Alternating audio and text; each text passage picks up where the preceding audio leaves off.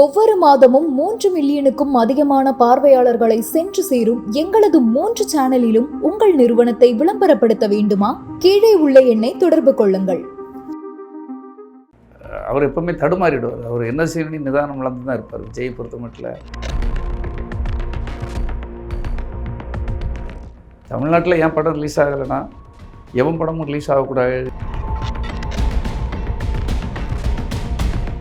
இந்த நாட்டில் ஒரு செலிப்ரிட்டி ஒரு பெரிய இடத்துல இருக்கேன், என் படமே ரிலீஸ் ஆகலைன்னா வேறு எந்த படத்தையும் ரிலீஸ் பண்ணக்கூடாது.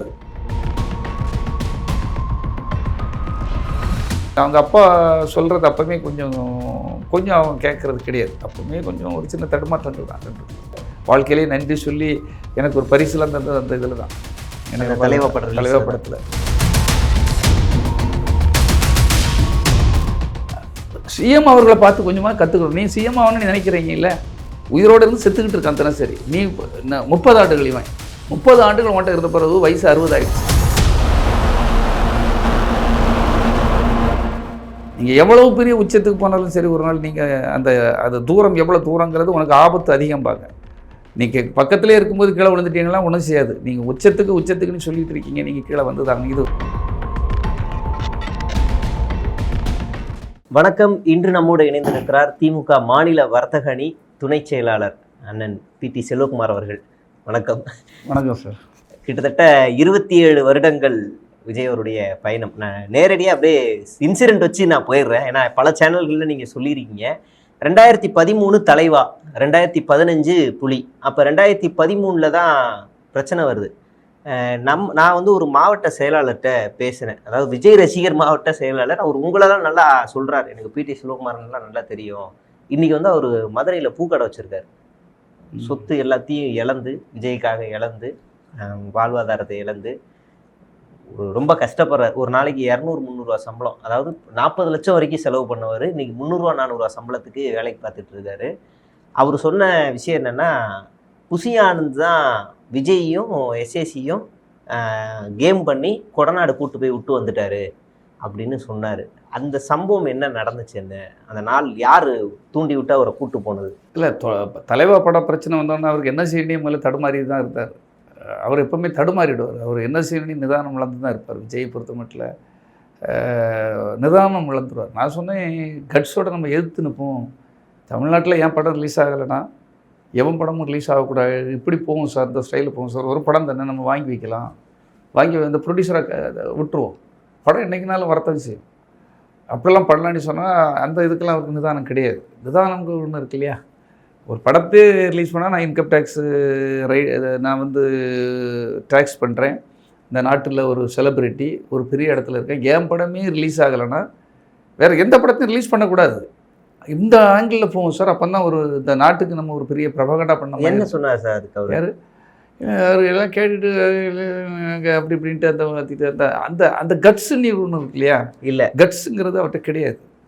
பயந்து எதையாவது ஒன்று சொல்லிட்டு போய் அம்மா அவர் சொன்ன மாதிரி தான், நீங்கள் சொன்ன மாதிரி தான் ஏதோ ஒன்று போகிறக்கு இந்த புசியானது மாதிரி உள்ளவங்க அப்போவுமே வந்துட்டு அவங்க அப்பா சொல்கிறது அப்போவுமே கொஞ்சம் அவங்க கேட்குறது கிடையாது. அப்போவுமே கொஞ்சம் ஒரு சின்ன தடுமாற்றங்கள் தான். 2 தனியாக தான் போனார் சார். அவர் சேர்ந்து போனாங்கன்னு சொல்லியிருப்பாங்க, ஆனால் தனியாக தான் போனார். ஆமாம், அது அவர் சொன்னார். தனித்தனியாக தான் போனார். இவர் வர்றது அவருக்கு தெரியாது, அவர் வர்றது இவர் தெரியாது. தனியாக தான் போய் இந்த புசியானது அங்கே கேட்டில் கூர்க்கா வளர்த்து மிரட்டி விட்டு காவலுக்கு நின்று இது பண்ணி, அதுக்கப்புறம் அந்த படம் ரிலீஸுக்கு நானும் கூட இருந்து சப்போர்ட் தான் பண்ணேன். வேறு வழிகளில் அந்த படம் வெளியீடுக்கு நம்ம இப்போமா ஒரு இடத்துல இருந்தால் அதுக்காக உழைக்கணும் இல்லையா? அது உழைச்சோம். அப்புறம் கடைசியில் நன்றிலாம் சொன்னார். அந்த டைமில் வாழ்க்கையிலே நன்றி சொல்லி எனக்கு ஒரு பரிசுலாம் தந்தது அந்த இதில் தான். எனக்கு தலைவா படத்தில் எனக்கு என்னுடைய கடின காலங்களில் என் கூட இருந்தீங்க அப்படின்ட்டு. ஆனால் தவறான வழி ரூட்டில் போனது அது எங்களுக்கு தெரியாது. அங்கே இந்த கொடநாடுக்கு போனது எங்களுக்கு உண்மையிலேயே தெரியாது. அங்கே போய் எனக்கு அடுத்து திடீர்னு பார்த்தா கொடநாட்டில் உங்களுக்கே ஷாக் அது எல்லா விஷயமும் எங்களுக்கு தெரியும். அப்போ நீங்கள் நெருக்கமாக தான் இருந்தீங்க அவர் கூட? என்ன இருக்கு, அப்போ ஃபுல்லாக நெருக்கமாக தான் இருக்கும். நம்ம கூட எல்லா விஷயத்துக்கும் கூட அதான் சொல்கிறேன் சார். ஒரு தடுமாற்றங்கள் இருக்கும். பயந்துருவார், ரொம்ப பயந்தாங்குள்ளி. வெளியே இந்த படத்தில் தான் நான் இப்போ இந்த விஜய் பயப்படுவார் மூஞ்சியா அப்படி இப்படிலாம் சொல்கிறாரு. அதெல்லாம் போய் இப்போ யாரோ அவரை ஏற்றி விட்டு இன்ஜெக்ஷன் இதாக போட்டு ஏற்றி விடுவாங்களே, அந்த மாதிரி ஏற்றி இது இந்த பிராய்லர் கோழிக்கு ஏற்றி விட்டால் எப்படி இருக்கும் பளபளன்னு, அதே மாதிரி அவர் உண்மையிலே பயந்தாங்குள்ளி தான். யாரை என்ன பண்ணியிருக்காரு, என்ன நடத்தியிருக்காரு இதுவரை? நீங்கள் ஒருத்தர் தைரியமாக இப்போ சொடுக்கு விட்டு பேசினார், யார் நீங்கள் வந்து தப்பு பண்ணிட்டீங்கன்னுட்டு அந்த சிஎம்மாக இருக்கவங்க ஜெயலலிதா பார்த்து அவங்கள பார்த்து பேசுகிறார் மேடையில். நான் இப்போ இருக்கிறேன், சிவாஜி சாருக்கு ஃபங்க்ஷன் பண்ணுறது, நீங்கள் பண்ணல தப்பு பண்ணிட்டீங்க அப்படிங்கிறாரு. யார்? விஜய்? ரஜினி சார். ஓ, ரஜினி சார். அது தைரியம். ஓ, ஜெயலலிதா முன்னாடி பேசுகிறாரு, மேடையில் வச்சு பேசுகிறாரு. நான் வந்து பார்க்குறேன், அப்போ நான் பத்திரிகையாளராக இருக்கேன், பார்க்குறேன், இவ்வளோ தைரியமாக பேசுகிறாரு. அடுத்தால ஒரு ஒரு மீட்டிங்கில் சொல்கிறாரு, தமிழ்நாட்டை வந்து ஆண்டவனால் கூட காப்பாற்றக்கூடாது, அந்த அம்மாவை தேர்வு பண்ணிங்களா ஆண்டவனால் கூட காப்பாற்ற முடியாதுன்னு பேட்டி டைரிங்காக கொடுக்குறாரு. ஒரு ரஜினி கிட்ட அந்த கட்ஸ் இருக்குது, பல இடங்களில் நம்ம அதை பார்த்துருக்கோம். ஒரு காவேரி பிரச்சனைனா அவர் தனியாக வந்து உண்ணாவிரதம் இருந்து தனியாக அவருடைய ஆளுமையை காட்டுறாரு. அதேமாதிரி விஜயகாந்த் அவர்களும் அதேமாதிரி பல விஷயங்கள் பண்ணியிருக்காரு. ஒரு காவிரி பிரச்சனை வரும்போது ஒரு பக்கத்தில் ஒரு நெய்வேலி போராட்டம் பண்ணுறாரு. அதே மாதிரி கார்கில் பிரச்சனை வரும்போது மதுரையில் போய் கலை நிகழ்ச்சி பண்ணி பெரிய ஃபண்ட் ரைஸ் பண்ணி கொடுக்குறாரு. எல்லாருக்கும் ஒரு ஆளுமை, ஒரு ரெக்கார்டு இருக்குது. ஆனால் உங்களுக்கு அந்த ரெக்கார்டு என்ன ரெக்கார்டுன்னு நீங்கள் சொல்ல, நான் தான் உங்கள் கூட இருந்திருக்கேன். நீங்கள் பயந்து ஒழிச்சு ஓடுவீங்களே தவிர யார்கிட்டையும் எதுவும் பேச மாட்டேங்க, பேசக்கூடாது, ஒழிச்சிருக்கணும். ஒரு படம் தோல்வி விட்டு அந்த ப்ரொடியூசர் ஒரு நியாய தர்மத்துக்காகவே கூப்பிட்டு ஒரு ஆறுதல் சொல்லணும், எதையும் செய்ய மாட்டீங்க. செய்யக்கூடாதுங்கிறது தான் உங்களுடைய இதுவே. நானே அதை பார்த்துருக்கேன். இப்போ நானே புலி படத்தில் தோத்துட்டு வேறு என்ன செய்தேன்? நான் தான் நியாயம் கேட்க. சரி, தப்பு தான் என்ன தப்புலாம் பண்ணியிருக்கீங்கன்னு சொல்லுங்கள், சொன்னால் தானே நான் திருத்த முடியும். எதுவுமே சொல்லாமல் அப்படியே எதுவுமே பேச மாட்டார், அவர் பார்க்க மாட்டாருன்னா அதுக்கு பேர் என்ன?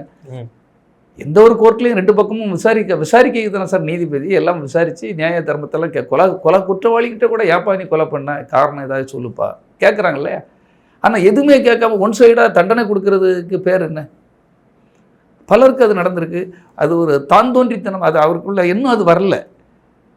எனக்கு ரொம்ப வேதனையான விஷயங்கள்லாம் பல விஷயங்கள். இப்போது அவர் கூட இருந்து ஜெயசீலன்னு ஒரு தலைவர் இருந்தார் சார், மாநில தலைவர், கேள்விப்பட்டிருப்பீங்க நீங்கள், எல்லாம் இன்வெஸ்டிகேட் பண்ணுற ஆள், உங்களுக்கு தெரியாமல் இருந்திருக்காரு. அந்த மனுஷன் கிட்டத்தட்ட 20 ஆண்டுகள் உங்கள்கிட்ட வேலை பார்த்துருக்கான். ஆரம்ப ஸ்டேஜ் திருவொற்றியூர்லேருந்து வருவார், பைக்கில் வருவார். அதுக்கப்புறம் கார் வச்சுருக்காருன்னு வைங்களா. ஆனால் போராடி இருக்கார் உங்களுக்கு, வேறு எந்த வேலையும் பார்க்கல. போஸ்டர் ஓட்டுறது, கட் அவுட் வைக்கிறது, தேட்டருக்காரங்கிட்ட போய் சண்டை போடுறது, அதை போடுறது, கல்யாணம் நடத்துறது. ஆரம்ப ஸ்டேஜில் ரொம்ப கஷ்டம் சார். ஒரு நடிகர்கள்லாம் வளர்த்து, ரஜினி, பெரிய பெரிய பிம்பங்கள், கமல், விஜயகாந்த், இவங்கன்னு இருக்கும்போது ஒன்று கொண்டு வர்றது ரொம்ப கஷ்டம். அந்த காலகட்டத்தில் தான் நாங்கள்லாம் போய் இவங்க கூட வந்து இருக்கிறோம். அப்போ அந்த ஆள் 20 ஆண்டுகள் இருந்த ஒரு தலைவர், சரி ஏதோ ஒரு காரணத்துக்காக உங்களை விட்டு அவர் விலகி இருக்கிறார். சரி, அவர் இறப்புக்கு போகணுமோ போண்டாமா சார்?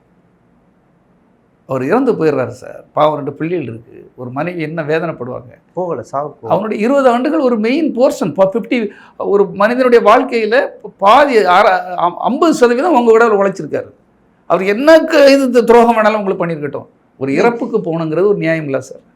போகலை நீங்கள் இதை ஒரு பத்திரிகைக்காரங்களும் இதை எதையுமே போடலை. ஏன்னா எவ்வளோ பெரிய ஒரு இப்போது எதிரியோ துரோகியாக இருந்தால் கூட பாருங்கள், சிஎம் கிட்ட இருந்து கற்றுக்கலாம் சார். ஒரு ராமதாஸ் உடம்பு சரியில்லைன்னா அவர் ஆப்போசிட் இதில் இருக்கார், ஆனால் போய் பார்க்குறாரு. ஆமாம், அந்த ராமதாஸும் ஸ்டேட்மெண்ட் கொடுத்தாரு, புதுசாக கட்சி ஆரம்பித்த ஒருத்தரை தவிர மீது எல்லாரும் வந்து என்ன பார்த்தாங்க. ஒரு ஹெச் ராஜா ரொம்ப டெட் அகைன்ஸ்டு கிரிமினல் நீ கூட சொல்லியிருக்காரு. யாரை? நம்ம முக ஸ்டாலின் அவர்களை, முதலமைச்சரை அவ்வளவு விமர்சனம் பண்ணியிருக்காரு. தமிழ்நாடு நாசமாக போகணுன்னு சாப விட்டவர் ஹெச் ராஜா. அவரு உடம்பு சரியில்லைன்னு கூட போய் பார்க்குறாரு. அப்போது நீ எதை பார்த்து கற்றுக்கிடணும்? சிஎம் அவர்களை பார்த்து கொஞ்சமாக கற்றுக்கணும். நீ சிஎம் ஆகணும்னு நினைக்கிறீங்கல்ல, அப்போது இது ஒரு சம்பவம் இல்லை சார், பல சம்பவங்களை என்னால் சொல்ல முடியும். இப்போ ரவிராஜான்னு ஒரு பையன், அவனும் மாநில செயலாளர். நான் சொல்கிறது சாதாரண ஆட்கள், உன்னுடைய இயக்கத்துக்கோ ரசிகர் மன்றத்துக்கோ மாநில செயலாளர் இருந்த பையன் ரவிராஜா, ரொம்ப கஷ்டப்பட்ட பையன். எந்த மாவட்டம்? தமிழ்நாட்டுக்கே மாநில செயலாளர் இருக்கிற சார் ரவிராஜான்னு ஒரு பையன். நீங்கள் இதுவரை கேள்விப்படாமல் இருக்கீங்க, ஆச்சரியமாக இருக்குது. நான் இந்த திருச்சியில் விக்ரவாண்டி மாநாடுக்கு வரும்போது ஒருத்தர் உயிரிழந்துட்டார். கிட்டத்தட்ட ஒரு 20 வருஷம் 25 வருஷம் அவரு கூட இருந்தார். விபத்தில் உயிரிழந்துட்டார். அவருக்காக ஒரு கண்ணீர் அஞ்சலியோ இல்லை மரணத்துக்கோ எதுக்கும் போகலை. இப்படி ஒரு பெரிய பட்டியலே இருக்குது, மாவட்ட செயலாளர்கள் உயிரிழந்தது அப்படின்னு. சொந்த கட்சியில் முக்கிய பொறுப்பில் இருக்கவங்க இறந்தா கூட போகலாம். அது என்ன மனநிலை? அவர் அது விரும்பலையா சாவுக்கு போகிறதெல்லாம்? இல்லை, இது ஒரு சைக்கோத்தனமான சார். தான் பெரிய புகழில் இருக்கும், ஒரு ஆணவ போக்கும்பாங்க இல்லையா. நான் சொல்ல ஒரு சின்ன சென்டிமெண்ட்டுக்காக தான் ஒரு ஜெயசீலனுக்கு போகாத சொன்னேன். இந்த பையன் ரவிராஜாங்க மாநில செயலாளர் சாகலை, உயிரோடு இருந்து செத்துக்கிட்டு இருக்கான் தினசரி. நீ 30 ஆண்டுகள், இவன் 30 ஆண்டுகள் மட்டும் இருந்த பிறகு வயசு 60 ஆகிடுச்சு. இனி எங்கே சார் போவான்? அவன் அங்கேருந்தே ஸ்டிக்கர் அடிக்கிறது, ஸ்டிக்கர் ஒட்டுறது, ஒரு படம் வந்தால் அந்த கொடி கட்டுறது, சென்னை சிட்டி ஃபுல்லாக அந்த வேலைலாம் அவன் எடுத்து பண்ணுவான். வெளியூருக்கு அனுப்புறது, அவன் தான் பிரிண்டிங் பண்ணுவான், செய்வான், டிசைன் பண்ணுவான். 24 hours அந்த வேலையை தான் செய்வான். இப்போ நான் ஏன் சொல்கிறேன், அவனை பற்றி நான் தெரிஞ்சதுனால தானே சொல்கிறேன். இதெல்லாம் அவன் பண்ணிக்கிட்டு இருந்த பையன், ஏதோ உனக்கு பிடிக்கல, உனக்கு ஏதோ கூட சகுனி கூட்டம் ஒரு கூட்டத்தை வச்சுருக்கா, கும்பாரி கும்பல் ஒன்று இருக்குது உங்கள் கூடல. அந்த கும்பல் தப்பாக உனக்கு ஐடியா கொடுத்து ஒன்றை வீழ்த்துறதுக்கு தான் ஐடியா கொடுத்துட்ருக்கேன். சரி, அவனை வெளியே தள்ளுறீங்க. வெளியே தள்ளுறதுக்கு முறையாக எதுவுமே செய்யலை. ஒரு வாடகை இல்லாமல் ஒரு வீட்டில் இருந்தான் சார். அதுக்கு அந்த கரண்ட்டை பிடிங்கி போலீஸ் ஸ்டேஷனில் கம்ப்ளைண்ட் கொடுத்து வக்கீல்களை வச்சு வக்கீல்கள் செலவுக்கு 10 லட்ச ரூபா செலவு பண்ணி அவனை வெளியே தள்ளுறீங்க. சரி, வெளியே தள்ளின பிறகு அவன் தான் ஹீரோவை பார்க்கணும், அவன் இந்த அளவுக்கு இவர் வளர்ந்துருக்காரு, ஒரு உரிமையோட கார்டு கொடுக்க போனால் வெளியே அவன் நிப்பாட்ட வச்சுட்டு கார்டை கூட வாங்கலைன்னு தான் நினைக்கிறேன். கார்டை கூட வாங்கலை, அவர் பார்க்க விரும்பலை அப்படின்னு சொல்லி அனுப்பிச்சி விட்ருக்கீங்க. அவன் ஒன்றை தேடி வரான்ல. இப்போது அவ்வளவு பெரிய இதுவா, நீங்கள் எவ்வளவு பெரிய உச்சத்துக்கு போனாலும் சரி, ஒரு நாள் நீங்கள் அது தூரம் எவ்வளோ தூரங்கிறது உனக்கு ஆபத்து அதிகம்பாங்க. நீங்கள் பக்கத்திலே இருக்கும்போது கீழே விழுந்துட்டீங்கன்னா ஒன்றும் செய்யாது. நீங்கள் உச்சத்துக்குன்னு சொல்லிட்டு இருக்கீங்க, நீங்கள் கீழே வந்து தாங்க. இது ஒரு விஷயம் 2 விஷயம் இல்லை சார். இதே மாதிரி ஒரு பையன், அவன் பேர் என்ன, சரவணன், நீ ஒரு பையன் பாண்டிச்சேரியில் எல்லாமே ஒரு சகுனி கூட்டங்கள் கூட இருந்து அவ்வளோ வேலை பார்த்த பையன் சார். திடீர்னு சூசைட் பண்ணுறான். சூசைடுங்கிறாங்க இவங்க, நேச்சுரல் டெத்து தாங்கிறாங்க. அவன் ஆனந்து கூடவே இருந்த பையன். நீங்கள் கேள்விப்பட்டிருக்கீங்க, விசாரிங்க. நிறைய பேர் இன்னும் அது ஒரு மர்மமான சாவுன்னு தான் சொல்கிறாங்க. செயலாளர் பாண்டிச்சேரியில் ஒரு இறந்து போன உடனே பக்கம் தானே போகல. அப்போது என்ன உங்கள் எண்ணங்களும் ஓட்டங்களும் எப்படி இருக்குது? ஆனால் சம்மந்தம் இல்லாமல் சாராயம் குடித்து கள்ளச்சாராயம் குடித்து எவனோ இறந்தான்னா பப்ளிசிட்டி கிடைக்குன்னு அங்கே போக சொல்கிறாங்க. உங்களை கள்ளச்சாராயம் வந்து தப்பு இல்லை, லீகலி தப்பு இல்லை சார், அரசு இதுபடி தப்பு இல்லை சார். கள்ளச்சாராயம் வடிக்கிறதும் தப்பு, குடிக்கிறதும் தப்பு. ஆனால் யாரோ சொல்லி கொடுத்ததை வச்சு உங்களுக்கு பப்ளிசிட்டி நல்லா கிடைக்கும் சார், அங்கே போங்கன்னா அங்கே போய் இருந்து அழுதுகிட்டு இருக்கீங்க. ஆனால் உன் கூட 20 ஆண்டுகள் உழைத்த ஒரு ஜெயசீலன் இறந்து போயிட்டார், மாநில தலைவர்.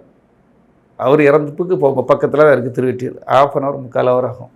இந்த ஜெயசீலன்கிறவன் உன் கூட இருந்து உனக்காக உழைச்சவன். ஸ்டிக்கர் ஒட்டினா அது ஒட்டினா ஒரு கல்யாண கார்டு வாங்குறதுக்கு உங்களுக்கு மனம் இல்லைன்னா நீங்கள்லாம் என்ன இந்த நாட்டுக்கு பண்ண போகிறீங்க? என்ன அதாவது சொல்லணும், நிறைய இதை சொல்லிகிட்டே இருக்கலாம் சார். எதுவுமே இல்லாத நீங்கள், நாங்களும் உங்கள் கூட தான் இருந்தோம், இல்லைன்னு சொல்லலை. இதுக்கு எதுக்குன்னா இந்த தற்கொலைகள் கமாண்டு போடுவோம். நீ இவ்வளோ நாள் எங்கடா போனாம்மா, அங்கே தான் இருந்தேன், இல்லைன்னு சொல்லலை. ஆனால் மனசுக்கு ஒரு கட்டத்துக்கு பிறகு தான் இவன் இவ்வளோ பெரிய தப்பு பண்ணுறானே, நாளைக்கு அப்போ தான் ஒரு விழிப்புணர்வு வரும். அப்போ தான் சொல்ல முடியும். வேலை பார்த்துட்டு இருக்கும்போது சொன்னால் கேட்பான் அவனாவது, வேலையை விட்டு தூக்கிடுவான்ல. எனக்கு வர பெரிய பேட் கமெண்ட்லாம் அதுதான். நம்பிக்கை துரோகி. என்னடா நம்பிக்கை துரோகி? என்ன வெளியே நடுரோட்டில் விட்டான், அவன் தான் நம்பிக்கை துரோகின்னு நீ சொல்லணுமே தவிர, உன்ன மாதிரி ஒர்க்கர்ஸ்க்காக இப்போ நான் பேசிக்கிட்டு இருக்கேன், நாளைக்கு உனக்கு இதே பனிஷ்மெண்ட் வரும், நீ இதே மாதிரி கேவலப்படுவ, அசிங்கப்படுவ. அப்போ தான் உனக்கு தெரியும், உன் குடும்பத்துக்கு தெரியும் அந்த வலி. இப்போ தெரியாது உனக்கு.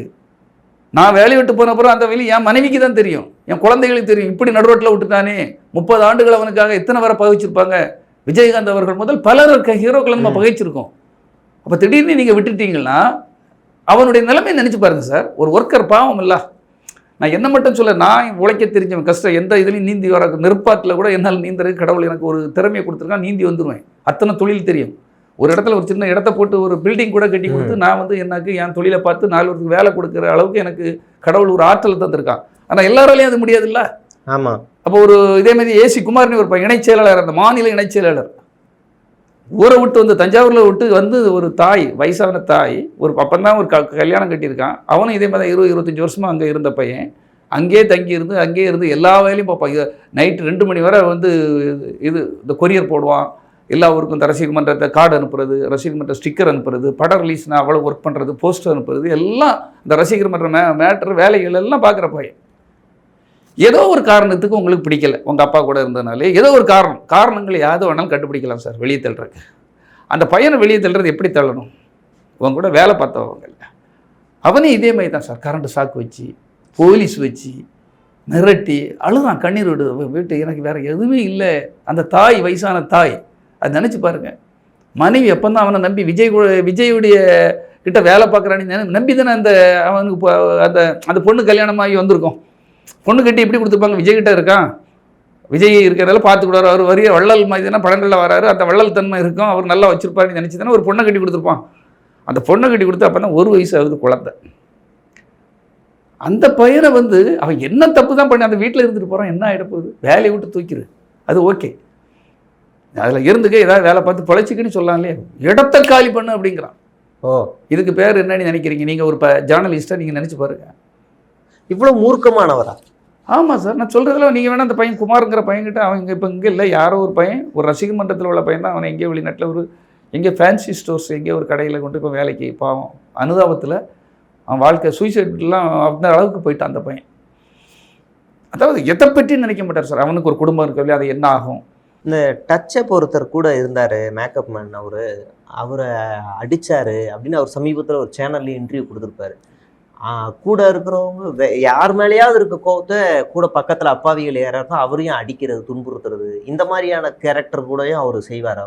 ஆமாம் சார், அது அவர் செய்யக்கூடிய ஆள் தான் சார். அதான் சார், அவர் நினைக்கிறது தான் சரி, அவர் பண்ணுறது தான் கரெக்டு. காரணம் வந்து என்னென்னா, அவர் ஒரு தனிமையிலே அப்படி வாழ்ந்துட்டார் சார். அதை வந்து அதையும் நியாயப்படுத்திட்டோம். நான் பத்திரிக்கையாளராக இருந்தாலும் நியாயப்படுத்துகிறோம் அதை. அவர் அன்பானவர், அமைதியானவர், யார்கிட்ட பேச மாட்டார், பிரச்சனைனா கண்டுக்க மாட்டார், ஒதுங்கிடுவார், ஒழிச்சிக்கிடுவார், அதை ஒரு நியாயப்படுத்துகிறோம். அமைதியாக இருக்குது, எவன்கிட்ட பேசாமல் இருக்குது பெரிய சிந்தனை உள்ளவருங்கிற மாதிரி நம்ம அதை ப்ரொமோட் பண்ணிட்டோம். அதுதான் இன்றைக்கும் சொல்கிறாங்க, அவர் அமைதியாக ஒதுங்கியிருப்பார் சார்.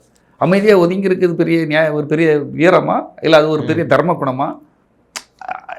அதுக்கு பேர் என்ன? எந்த விஷயத்துக்கும் தலையிட மாட்டார். ஒரு சினிமா இண்டஸ்ட்ரியில் பிரச்சனைனா தலையிட மாட்டார். ஒருத்தன் செத்து இளவு வீடுனா வரமாட்டார். அவனுக்கு ஒரு கஷ்டம்னா போக மாட்டார். ஒரு பட பிரச்சனைனா எனக்கு என்ன, அது ப்ரொடியூசருக்கு மேட்ரு, நீங்கள் நம்ம ஏன் தலையிடணும்? இது இல்லாமல் பெரிய இதுதான் ஒரு தலைமை பண்புக்குள்ள அழகா? எதுவுமே அவர் வந்து அதான் சொல்கிறோம்ல, நீங்கள் சொன்ன கேள்விக்கு தான் சொல்கிறேன். அவர் வந்து பிறருடைய கஷ்டத்தை பற்றி அவர் சிந்திக்கக்கூடிய இடத்துல இல்லை சார். அந்த பையன் எனக்கு அந்த இது கேள்வி, நானும் அவனுக்கு நான் 50,000 ரூபா உதவி பண்ணேன் சார். கேள்விப்பட்டீங்களன்னு தெரியல. அந்த பையனுக்கு என்னால் முடிஞ்சது ஒரு 50,000 ரூபாயை நான் உதவியாக பண்ணி கொடுத்து, நான் ஒரு படமும் வாங்கி கொடுக்குறதுக்கு பேசியிருக்கேன். அவனையும் அவ்வளோ மிரட்டுறாங்க. அதாவது உனக்கு அதிகாரம் இருக்குது, பணம் இருக்குது, உனக்கு ரசிகர்கள் படை இருக்குங்கிறக்காக நீ இன்னைக்கு ஆணவத்தில் ஆடுறீங்க. இந்த ஆணவத்தில் ஆடுறதுக்கு மிகப்பெரிய பனிஷ்மெண்ட் ஒரு காலங்கள் காத்துட்டு இருக்கு. நேற்று ரஜினி சார் சொன்ன மாதிரி காலம் காத்து இருந்து அதனுடைய கடமையை செய்யும், உங்களுக்கு நிச்சயமாக செய்யும்.